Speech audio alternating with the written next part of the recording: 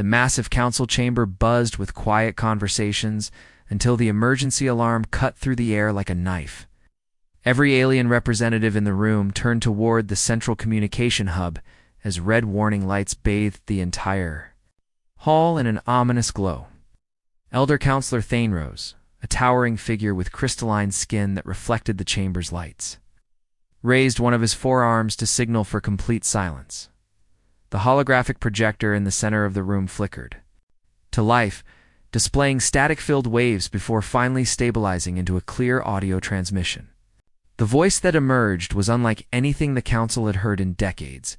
It carried raw terror, desperation, and something else that made even the most battle-hardened military leaders shift uncomfortably in their seats.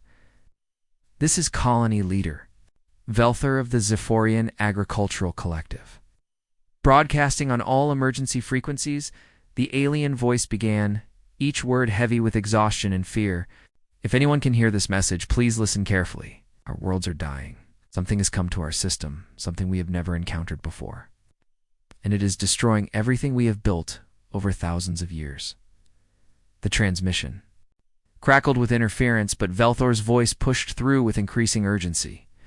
These attackers are not like any enemy we know. They do not want our cities, our technology, or our people as slaves. They want everything else. They strip our worlds bare, taking every plant, every breath of atmosphere, even pulling the precious minerals from deep within our soil.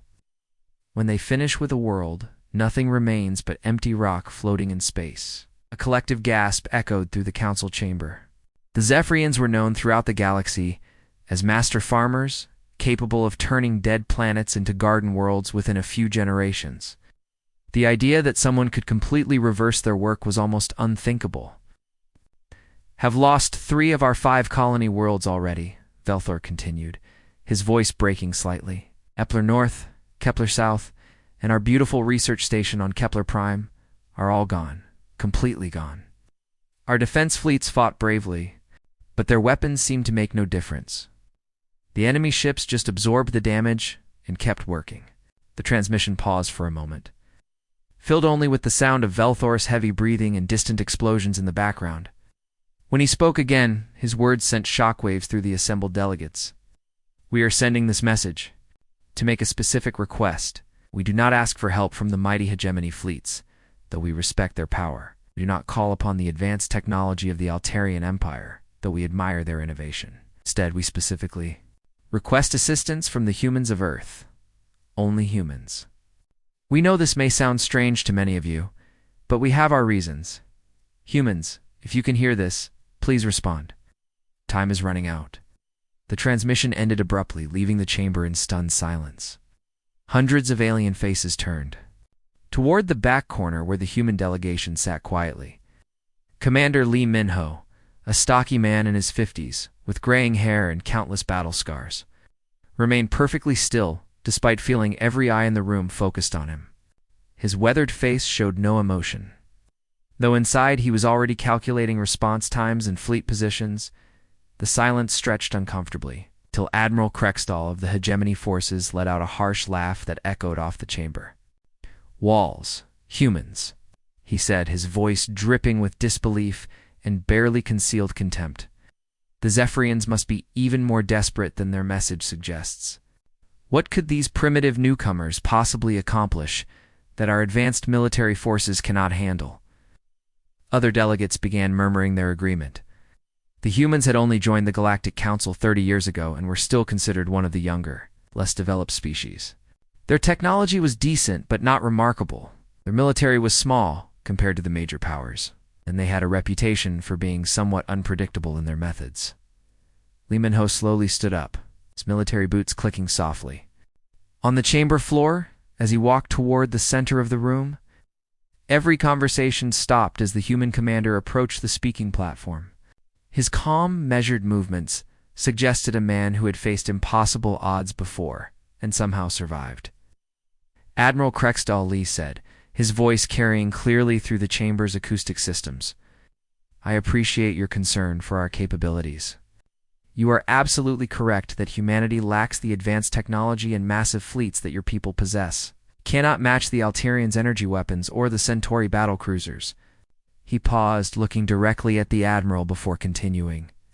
But perhaps that is exactly why the Zephyrians called us instead of you. Captain Kim Soyoung sat in her command chair aboard the U's Resilience, staring at the pathetically thin folder of intelligence reports spread across her personal tablet. The ship hummed quietly around her as the engineering teams made final preparations for what could very well be humanity's most dangerous mission yet. Through the large viewport on the bridge, she could see the other ships in their small fleet making similar preparations: destroyers, frigates, and support vessels that looked almost toy-like compared to the massive warships other species. Typically, deployed Lieutenant Park Jinwoo approached from the tactical station. His young face creased with worry as he carried another datapad filled with what little information they had managed to gather. "Captain, I've been through these files 6 times now, and honestly, we're heading into this situation practically blind," he said, setting the pad down with obvious frustration. "The Galactic Council's records on this enemy are almost completely empty. All we know is that every single military force that has encountered them has been completely destroyed." Soyoung picked up the datapad and scrolled through the brief, incomplete reports. 3 separate encounters over the past 50 years, each one ending the same way: entire fleets vanishing without a trace, worlds stripped bare of all life and resources. No survivors, no detailed combat footage, no tactical analysis of enemy capabilities or weaknesses. Just empty space where thriving colonies once existed. "Look at this," she said, pointing to a particularly disturbing entry. Hegemony sent 2 full battle groups to investigate the first disappearance.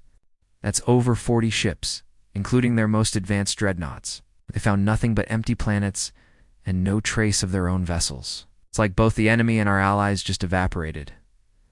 Jinwoo nodded grimly. The Alterian Empire had similar results 6 months later. They deployed their entire 3rd fleet, some of the most advanced ships in the galaxy. Same outcome. Complete silence after the initial contact report. Soyoung closed the datapad and stood up, walking to the large viewport that dominated the front of the bridge. Behind her, the bridge crew continued their preparations, engineers running final diagnostics, communications officers testing long-range arrays, weapon specialists checking targeting systems. These men and women had volunteered for this mission, knowing full well that they might never return home. "That's exactly why the Zephyrians didn't call the Galactic Council for help," she said, turning back to face her tactical officer. "They didn't call the mighty Hegemony with their planet-killing weapons, or the Alterians with their energy shields that can stop anything. They called us the species that everyone else considers barely advanced enough to deserve a seat at the council table." She moved to the center of the bridge and activated the ship-wide communication system. Her voice would now reach every human aboard every vessel in their small fleet. "All hands, this is Captain Soyoung. In 30 minutes, we will begin our jump to the Kepler 442 system to answer the Zephyrian distress call. I want everyone to understand what we're facing here." The bridge fell completely silent as crew members stopped their work to listen. Even the constant background chatter from other stations went quiet. "We are heading into a situation where 2 of the galaxy's most powerful military forces have already failed completely," she continued. "We don't know what weapons these enemies use, how many ships they have, or even what they actually want beyond destroying everything in their path. What we do know is that every species that has tried to fight them using conventional tactics and superior firepower has been wiped out." She paused, looking around at the faces of her crew, experienced veterans who had served in border conflicts, young officers fresh from the academy, engineers who had volunteered specifically for dangerous missions. "Hey, the other species think we're making a terrible mistake by taking this mission. Admiral Krextel of the Hegemony even offered to supervise our operation, probably expecting us to fail just like everyone else." A few chuckles rippled through the bridge crew at that comment. "I politely told the Admiral that humanity would handle this situation alone, using our own methods and our own judgment," Soyoung said with a slight smile. "Because sometimes the best strategy is the one that nobody expects, especially the enemy." At that moment, Ensign Choi, Dai-Yun, looked up from her communications station, with an expression of barely contained amusement. "Captain, we're receiving an incoming transmission. From the Hegemony flagship. Admiral Krexdal wants to discuss our strategic approach." Saw Young's smile widened just a bit. "Tell the Admiral that we appreciate his continued concern for our mission, but we will proceed exactly as planned. Remind him that humanity has a long history of finding success in situations where conventional wisdom says we should fail." Moment the human fleet dropped out of hyperspace at the edge of the Kepler 442 system. An eerie silence fell across every bridge. Captain Kim So-young stared through the main viewport of the EU's resilience, her experienced mind struggling to process what she was seeing. The three outer planets that should have been lush, green agricultural worlds were now nothing more than lifeless gray spheres, hanging in the void like ancient skulls. "My God," whispered Lieutenant Park Jin-woo from his tactical station, his voice barely audible over the gentle hum of the ship's systems. "Captain, are we looking at the right coordinates? These readings can't be accurate." Lieutenant Commander Yoon Jamin, the fleet's chief science officer, worked frantically at his sensor array, running scan after scan as if hoping the next one would show something different. How? His hands trembled slightly as he processed the incoming data. "Captain, I've run full spectrum analysis on all three worlds. The efficiency of this destruction is completely unprecedented. We're not looking at the aftermath of a war or even a natural disaster. This is something else entirely." Saw Young moved closer to the science station, studying the detailed readings that painted a horrifying picture. "Show me the breakdown, Jamin. What exactly happened to these planets?" The main screen shifted to display cross-sectional analysis of the dead worlds. "Look at this, Captain. They didn't just attack the surface installations or destroy the cities. Every single trace of organic matter has been stripped away. The atmosphere is completely gone, not burned off or poisoned, but physically removed. Even the topsoil has been scraped down to bedrock. It's like someone took a massive mining operation and applied it to entire planets." Insin Choi Dayun looked up from her communications station, her face pale with shock. "Captain, I'm picking up a weak signal from the fourth planet. It's a Zephyrian distress beacon, but it's very faint." "Set course for the source of that signal," Saw Young ordered immediately. "Maximum speed, but keep our defensive systems ready. Whatever did this to three worlds might still be in the area." The journey to the fourth planet took 2 hours, during which the crew maintained an almost complete silence. Everyone understood they were looking at something beyond normal military destruction. This wasn't conquest or even genocide. It was complete consumption of everything that made a world capable of supporting life. When they finally reached the last inhabited world in the system, the human landing party found a scene of desperate survival. Makeshift shelters dotted the landscape where once proud cities had stood. A few thousand remaining Zephyrians huddled together in small groups. Their normally vibrant plant-like skin now dull and wilted from stress and malnutrition. Their leader Velthor was a tall, graceful being who moved like a tree swaying in a gentle breeze. His skin showed the deep green color that indicated he was old and wise among his people. But now it was marked with brown patches that spoke of terrible grief. When he saw Captain So-young and her team approaching, his large, multifaceted eyes filled with something the translator could only describe as desperate hope. "You came," Velthor whispered, his voice transmitted through a small device that converted his natural plant song into human speech. "When we sent that message, many of our survivors called us fools. They said we should have requested help from the mighty hegemony fleets with their planet-destroying weapons, or the Altarian Empire with their advanced shield technology." Captain So-young stepped forward, her expression gentle, despite the horror surrounding them. "Belthair, I need to ask you directly, why did you specifically call for human assistance?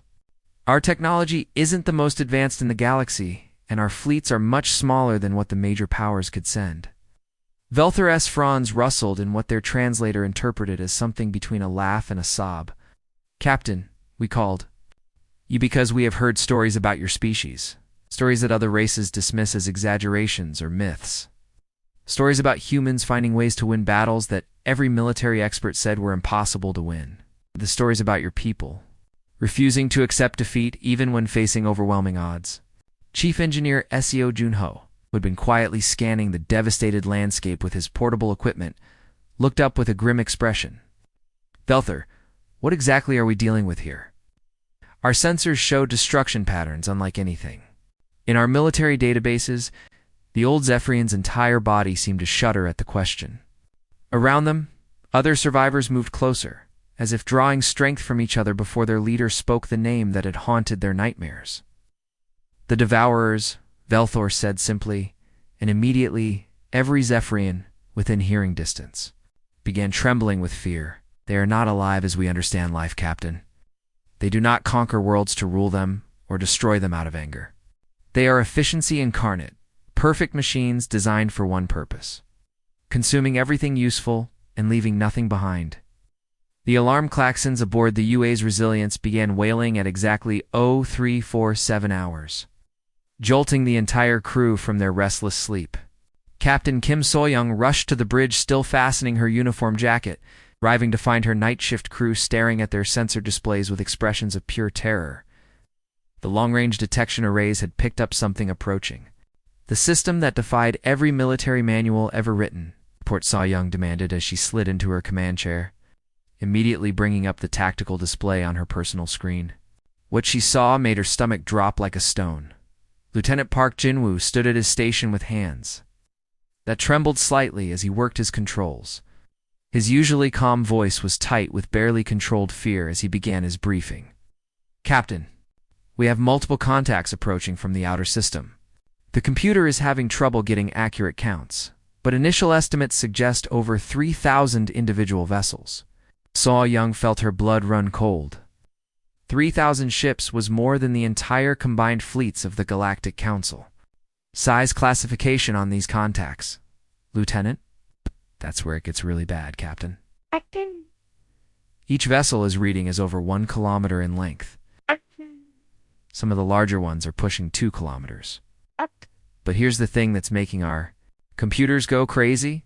The mass readings keep changing. Every few minutes, each ship appears to be getting heavier and larger." The main view screen flickered to life, showing a magnified image of the approaching fleet.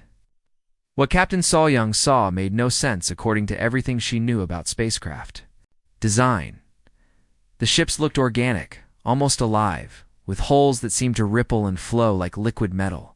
Strange appendages extended from their sides, reaching out to grab asteroids and space debris, pulling the material into glowing openings that appeared to be some kind of processing chambers. "My God," whispered Lieutenant Commander Yoon Jamin. "From the science station, Captain, they're consuming everything in their path. Asteroids, ice chunks, even cosmic dust. It's all being absorbed into their hulls. That's why the mass readings keep increasing. These ships are literally eating their way through space." Within minutes, the senior staff had assembled around the central holotable, studying the tactical display that showed the enemy fleet's approach pattern. The Devourer ships moved with mathematical precision, their formation optimized for maximum efficiency in collecting resources from every cubic meter of space they passed through. "Show me everything we have on previous encounters with these things," Captain Soyoung ordered grimly. The holographic display shifted to show archived battle footage from the Galactic Council's classified files. The first engagement showed a hegemony battle group of 43 ships encountering a smaller Devourer force near the Vega system. The alien fleet had deployed in perfect textbook formation, using their most advanced energy weapons and tactical coordination. "Watch what happens when their weapons hit the enemy hulls," Yoon Jamin pointed out. The energy beam struck the Devourer ships, but instead of causing damage, the weapon's fire seemed to be absorbed into the strange hull material. Within minutes, the attacking vessels were being pulled apart by mechanical tentacles that emerged from the enemy ships. As their metal and technology consumed and integrated into the Devourer fleet, the second engagement showed similar results. An Altarian Empire, fleet with their famous energy shields and quantum torpedoes, had lasted exactly 17 minutes before being completely consumed. The third battle, involving the technologically advanced Centauri Federation, it ended even faster. Commander Lee Min-ho, who had joined the mission as a strategic advisor due to his experience with unconventional warfare, studied the patterns. With the eye of someone who had spent decades analyzing enemy behavior, look at their approach vectors, Captain. Every single movement they make is calculated for optimal resource acquisition. They're not thinking like warriors or conquerors. They're operating like a harvesting algorithm that has been made into physical form. So-young stared at the display for several long moments, her mind racing through possibilities. Suddenly, her eyes lit up with the beginning of an idea that was either brilliant or completely insane. "That's it," she said quietly, her voice carrying a strange note of excitement. "They're too perfect, too efficient. Their entire strategy is based on mathematical optimization and logical resource management." She turned to face Chief Engineer Seo Junho, who had been quietly studying the technical specifications of the enemy vessels. "Junho, I need to ask you something that's going to sound completely crazy. How quickly can you build something that is completely backwards from an engineering standpoint?" The engineer blinked in confusion, clearly wondering if the stress of command had finally gotten to his captain. "Captain, I'm not sure I understand what you're asking for." So-young's lips curved into a smile that her crew had learned to recognize as the expression she wore when she was about to attempt something that defied all conventional wisdom. "I want you to build something inefficient, something wasteful, something that makes absolutely no sense from any logical engineering perspective. Can you do that?" The construction work began at dawn on the 4th day after the human fleet's arrival, and from the very first moment, it was clear that something was seriously wrong with the project.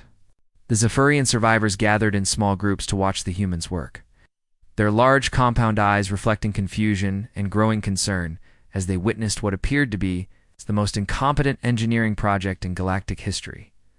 Velthar, the elderly Zephyrian leader, stood beside Captain So-young on a makeshift observation platform, its plant-like fronds rustling with barely contained anxiety. The humans were building some kind of space station in orbit above their world, but every aspect of its construction violated basic engineering principles that even agricultural specialists like the Zephyrians understood. Captain So-young Velthar said carefully, his translator working to convey his diplomatic tone, "I hope you will not take offense at this question. But are your construction crews perhaps suffering from the stress of our situation? This space station they are building appears to have been designed by someone who has never studied structural engineering." The human captain watched through her binoculars as another section of mismatched hull plating was welded into place at completely the wrong angle.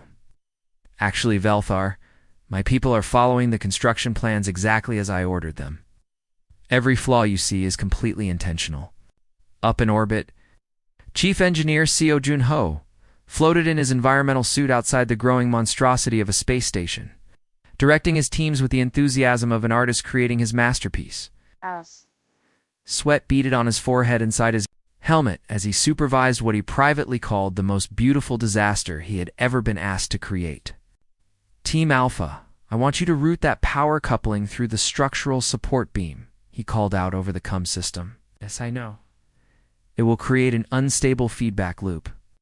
That's exactly what we want. Team Beta, make sure that hole joint is only held by half the recommended number of bolts. We want it to fail spectacularly under stress." One of the younger engineers working on the project paused in his welding to ask a question that had been bothering him all day.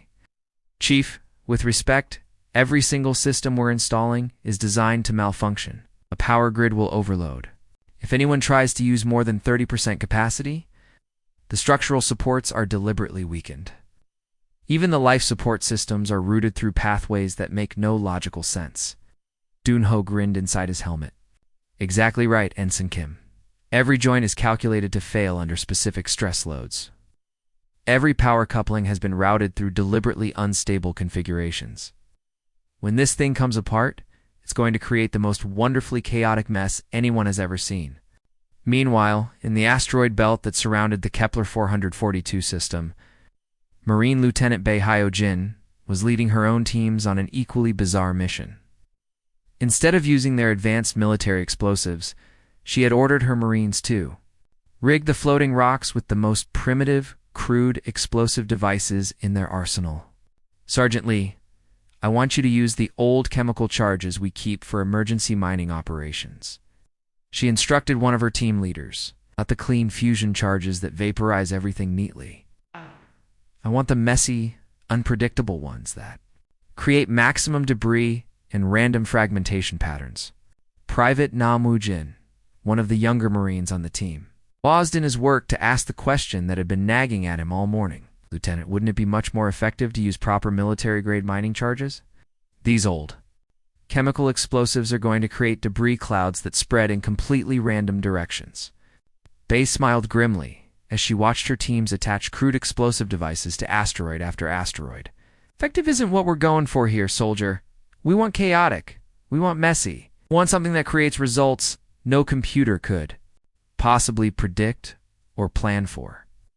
Back on the planet's surface, Captain So-young stood in her temporary command center, surrounded by displays showing both construction projects progressing according to her seemingly insane specifications. Her senior officers watched the preparations with expressions ranging from confusion to dawning understanding. Captain Lieutenant Park Ginwoo said hesitantly, "Are you absolutely certain about this plan? Everything we're building is designed to fail in the most spectacular way possible." So-young nodded, her eyes never leaving the tactical displays that showed the approaching Devourer fleet still several days away. Jinwoo, for 300 years, every species in this galaxy has tried to fight superior enemies using superior tactics, better technology, and more efficient strategies. And for 300 years, that approach has worked against every threat they've encountered. She turned to face her assembled staff, her expression serious but determined. But the Devourers aren't like any enemy the galaxy has faced before.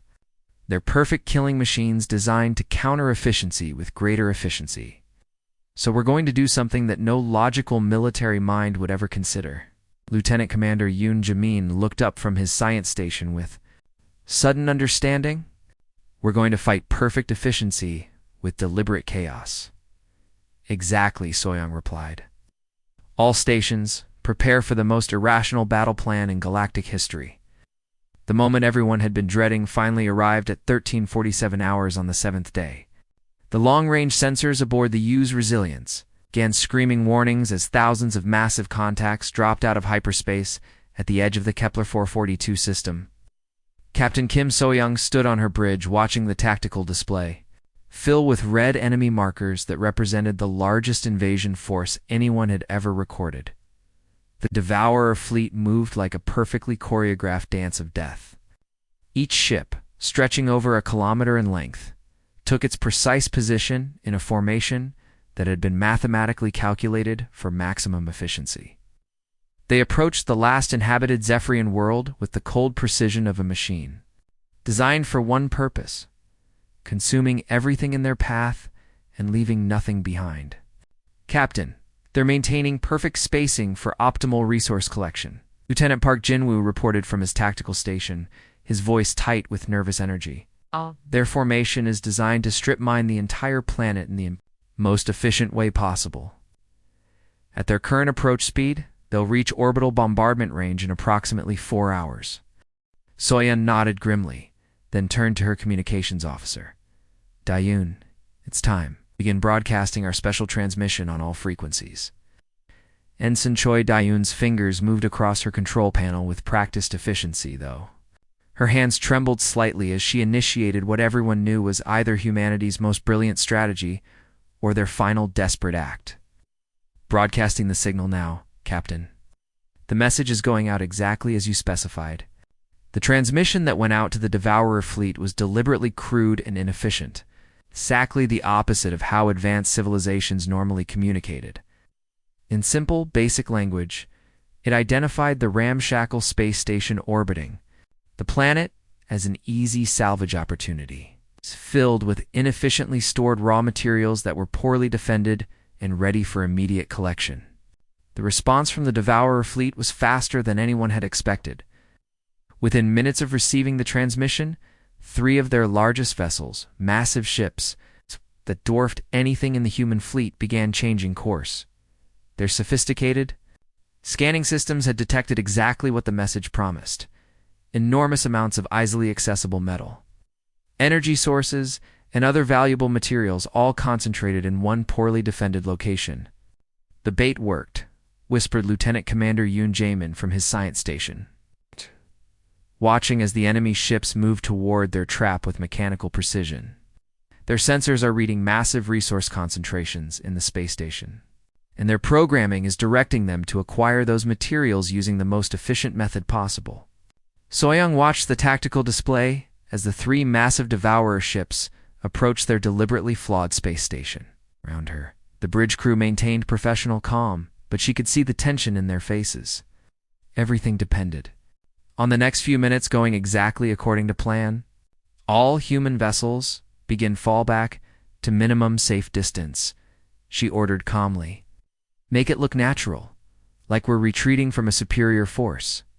Lieutenant Park Jin-woo coordinated the fleet movement with smooth efficiency. Human fleet is falling back now, Captain. We're maintaining formation, but increasing distance from the space station.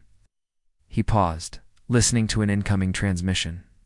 Captain, the Zephyrians on the planet are asking if we're retreating from the battle. Soyoung kept her eyes fixed on the tactical display, watching as the first Devourer ship extended massive mechanical appendages toward their carefully constructed trap. Tell them we're giving our enemy exactly what they want, what appears to be an easy meal. The first Devourer ship was now close enough that they could see it clearly on the main view screen. The vessel was a nightmare of organic-looking technology, with hull plating that shifted and flowed like living tissue. Enormous collection arms, each one longer than an entire human destroyer, reached out toward the space station with mechanical precision. Contact, reported Yoon Jaemin, his voice barely above a whisper. The first Devourer ship is beginning resource extraction from the space station. Their systems are reading exactly what we programmed them to find. Massive amounts of easily harvestable materials in poorly organized storage configurations. For several tense minutes, everything proceeded exactly as the Devourers' programming expected. Their perfect sensors detected valuable resources. Their collection systems began efficiently processing the materials, and their advanced computers calculated the optimal extraction patterns. The space station's deliberately flawed construction made it appear to be the easiest target they had encountered in decades. Then Chief Engineer Seo Junho's masterpiece began to reveal its true nature. The first cascade failure started small, just a single power coupling overloading, exactly as it had been designed to do. The moment Chief Engineer Seo Junho's masterpiece began to reveal its true purpose was something that would be remembered. In military academies for generations to come, the ramshackle space station didn't explode in a dramatic fireball like everyone expected. Instead, it began coming apart in exactly the methodical, calculated way that Junho had spent days designing Captain Kim. Soyoung watched from the bridge of the Resilience as the first structural failure triggered exactly where it was supposed. 2. A support beam that had been deliberately weakened snapped under the stress of the Devourer ship's collection beam, causing a ripple effect through the station's framework. Within seconds, hull plates began separating along predetermined weak points, creating a cascade of metal debris that spread in precisely the chaotic pattern Junho had calculated. It's working, breathed Lieutenant Commander Yoon Jaemin from his science station, his eyes glued to the sensor readings. The debris field is expanding in completely random directions.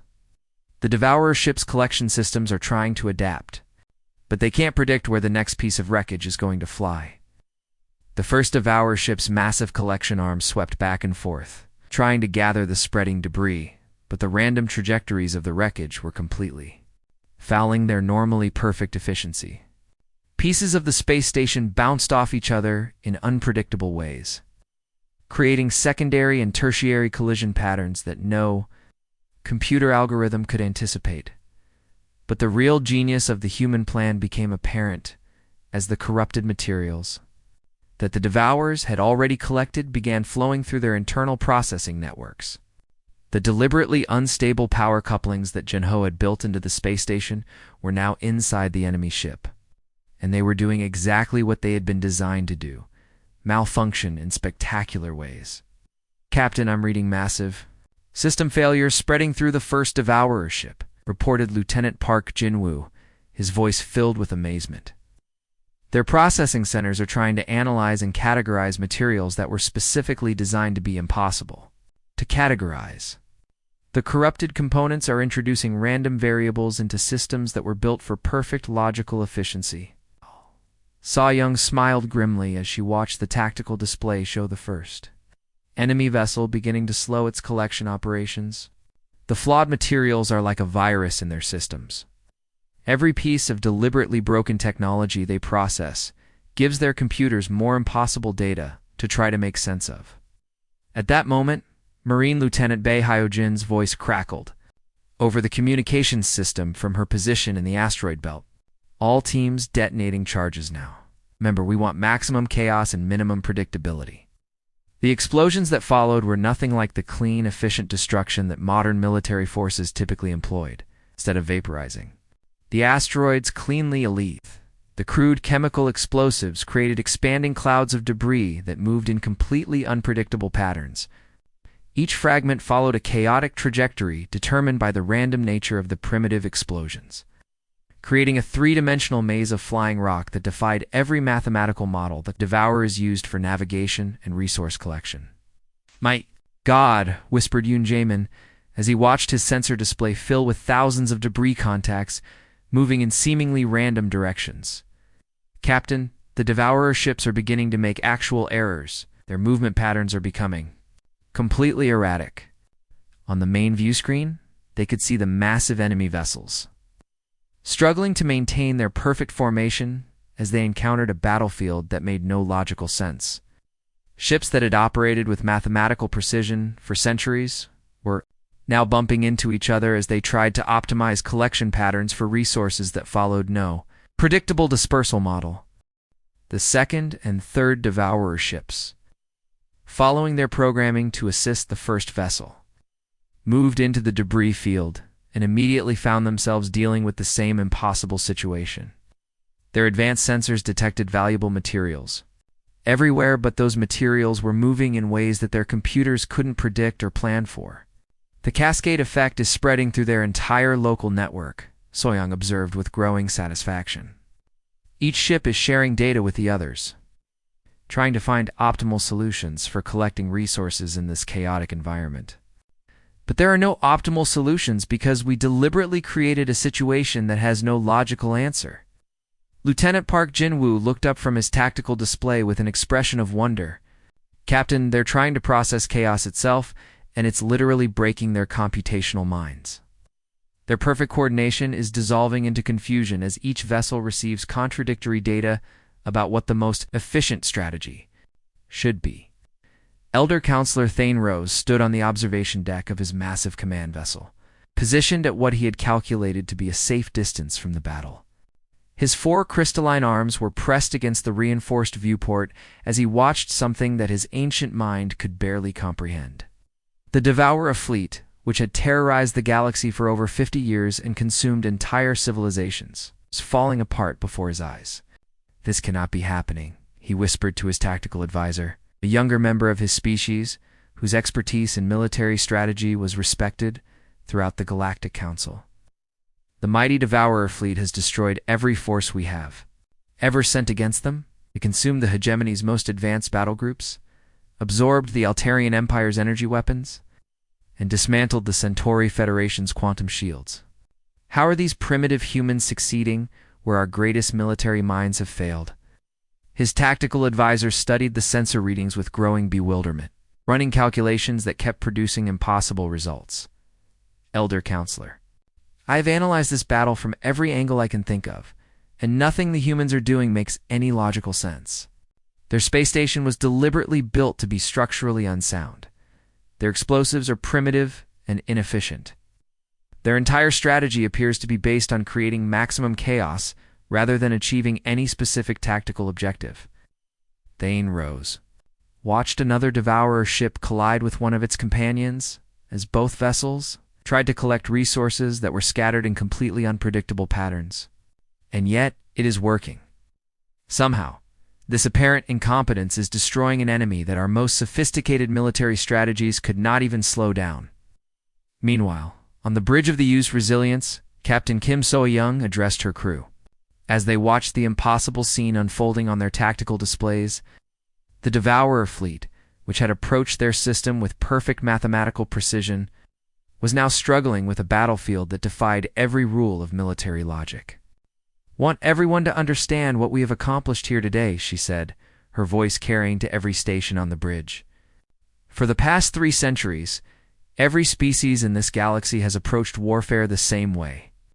They fight with perfect logic, mathematical precision, and optimal efficiency. When they encountered the Devourers, they tried to beat them at their own game using superior technology, more advanced tactics, and better strategic planning." Lieutenant Park Jin-woo looked up from his tactical display, where he was tracking the increasingly erratic movements of the enemy ships. But the Devourers were specifically designed to counter that approach. They were built to respond to efficiency with even greater efficiency, to match perfect tactics with superior tactics, to absorb advanced technology and turn it against its creators. "Exactly right," So-young nodded. "So instead of trying to outthink them or out-technology them, we did something that no logical military mind would ever consider. We fought them with deliberate inefficiency. We weaponized chaos itself." Chief Engineer Seo Junho grinned broadly from his engineering station, still monitoring the cascading failures spreading through the enemy fleet. "Captain, when you first asked me to build something completely backwards from an engineering perspective, I thought you had lost your mind. But now I realize we essentially weaponized our own incompetence and turned it into the most effective military strategy in galactic history." Lieutenant Commander Yoon Jaemin looked up from his science console with an expression of wonder. The Devourer's entire computational network is designed to find optimal solutions to complex problems. But we created a situation where there are no optimal solutions because the variables we introduced are inherently random and unpredictable. On the main view screen, they could see the massive Devourer ships struggling desperately to restore some kind of order to their operations. Their processing systems, overwhelmed by contradictory data and chaotic variables that made no mathematical sense, had begun shutting down non-essential functions in a desperate attempt to find stability. "Look at them," So-young said with satisfaction. "They're trying to impose order on a battlefield that we deliberately designed to be completely chaotic. Every time they calculate an optimal response to our debris field, we've already introduced new random variables that make their calculations meaningless." The irony was not lost on any of the human crew. For generations, other species had looked down on humanity as technologically primitive and strategically naive. Now, those very qualities, their willingness to embrace controlled chaos when logic demanded perfect order, had given them victory against an enemy that had defeated the galaxy's most advanced civilizations. The Devourers were perfect killing machines, So-young concluded. But perfection became their greatest weakness when faced with an enemy willing to be perfectly imperfect. The final phase of the battle began when the surviving Devourer ships, their perfect computational systems completely overwhelmed by the chaotic battlefield humanity had created, started making a decision that their programming had never been designed to make. They began to retreat. For the first time in over 50 years of galactic terror, the mighty Devourer fleet was abandoning a system without consuming everything in it. Captain Kim So-young watched from the bridge of the UA's Resilience as the massive enemy vessels slowly disengaged from their failed collection operations. Their once perfect formation was now a scattered mess of confused ships, some still trying to process the impossible debris patterns, while others had simply shut down their resource gathering systems entirely. "Captain, long-range sensors confirm it," Lieutenant Park Jin-woo reported with barely contained excitement. "The entire Devourer fleet is withdrawing from the system. They're retreating at maximum speed toward the outer system boundary." So-young wasn't ready to simply watch their enemies leave. She had realized that this moment represented something much bigger than just saving one Zephyrian world. This was humanity's chance to change the balance of power in the entire galaxy. "Dayun, open a galaxy-wide broadcast channel," she ordered her communications officer. Maximum power on all frequencies.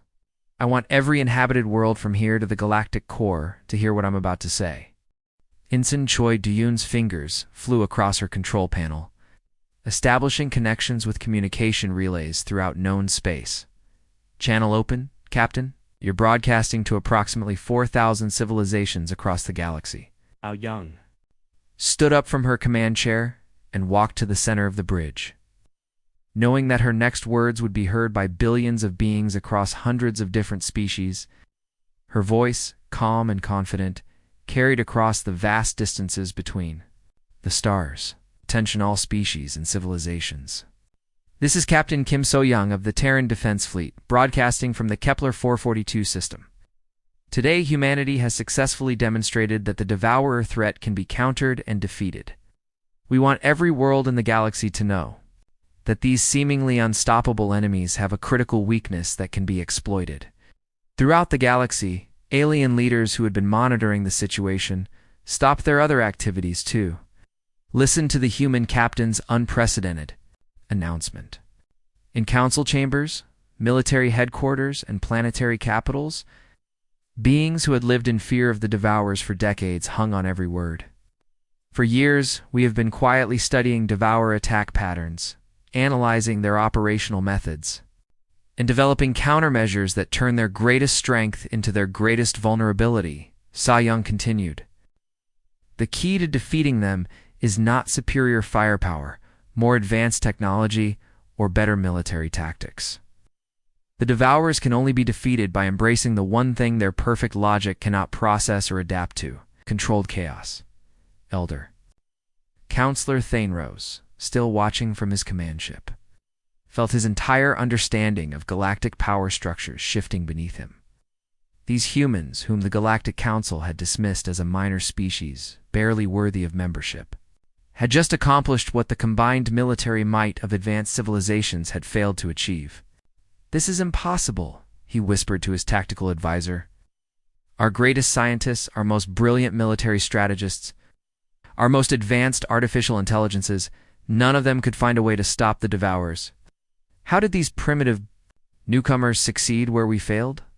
Back on the Resilience, Commander Lee Min-ho stood beside Captain So-young, watching the flood of incoming communications that was beginning to overwhelm their systems.